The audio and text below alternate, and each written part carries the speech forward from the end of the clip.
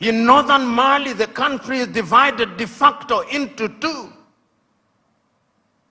In the Democratic Republic of Congo, 120 armed groups, yet it is the busiest airspace in the continent of Africa. Minerals are being taken away to Europe and America. Central African Republic, the same. Libya, the same. Several months ago, I wrote to the chair of the African Union and to all African heads of state and said, convene a meeting with only one agenda item. What can we do to save Africa from this slide? Only 4 replied. That is the state of the continent of Africa. We must deal with the basic things. We must solve conflict. We must change our governance. Because if we don't deal with the question of governance, we are going nowhere.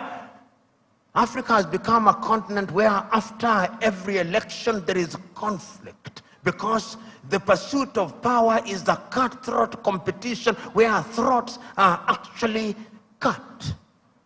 And when the SMO was here and he consulted the oracles, he discovered that we have a problem in that direction.